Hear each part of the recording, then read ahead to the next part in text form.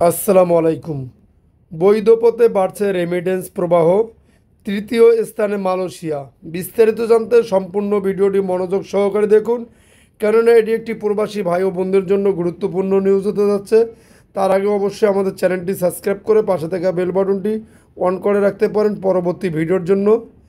এবং আপনার কোনো মন্তব্য থাকলে অবশ্যই আমাদেরকে কমেন্টের মাধ্যমে জানাতে পারেন।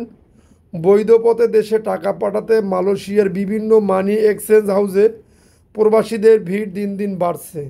বিশেষ করে সরকারি ছুটির দিনে এক্সচেঞ্জ হাউসগুলোতে প্রবাসীদের উপস্থিতি চোখে পড়ার মতো।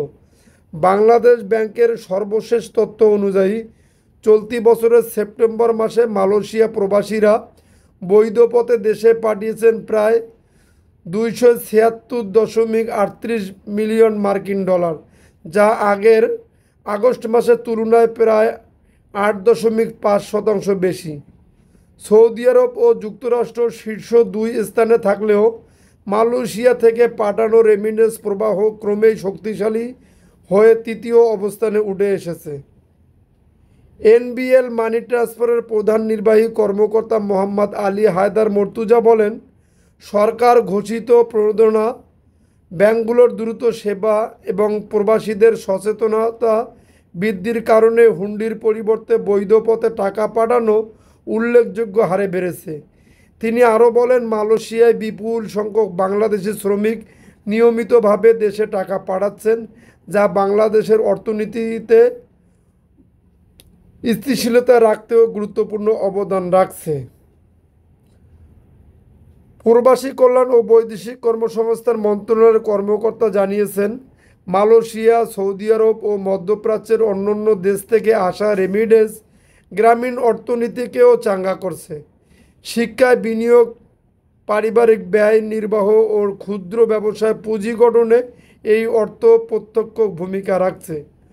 অর্থনীতিবিদদের মতে, বৈধ পথে রেমিটেন্স প্রবাহ বাড়তে থাকলে বৈদেশিক মুদ্রার রিজার্ভ আরও শক্তিশালী হবে এবং আমদানি ব্যয় নির্বাহে দেশের অর্থনীতি চাপমুক্ত থাকবে। এনবিএল মানি ট্রান্সফারের সিস্টেম অ্যানালিস্ট ও ম্যানেজার মোহাম্মদ শামসুদ্দিন এনাম বলেন, ব্যাংকিং চ্যানেল সহজ হয় এবং মোবাইল অ্যাপসের মাধ্যমে লেনদেনের সুবিধা থাকায় এখন বৈধ পথে টাকা পাঠানো অনেক বেশি সহজ ও নিরাপদ হয়ে উঠেছে। এদিকে মালয়েশিয়া প্রবাসী সোহাগ মিয়া ও মোহাম্মদ জাকির হোসেনের মতে, নতুন বাংলাদেশ গঠনে প্রবাসীদের অঙ্গীকারকে আরও শক্তিশালী করতে হলে সরকারকেও প্রবাসীদের দাবি পূরণে এগিয়ে আসতে হবে। তাদের মতে, বর্তমানে রেমিটেন্স প্রণোদনা 2.5% থেকে বাড়িয়ে কমপক্ষে 5% করা উচিত। প্রবাসীরা বলছেন, সরকার যদি অন্য খাতে 10% লাভের আশায় বছরে 20,000 কোটি টাকা খরচ করতে পারে, তবে প্রবাসীদের কষ্টার্জিত অর্থ দেশে পাঠাতে 5% প্রণোদনা দিলে সরকারের ক্ষতি হবে না, বরং বৈদেশিক মুদ্রার রিজার্ভ আরও বাড়বে।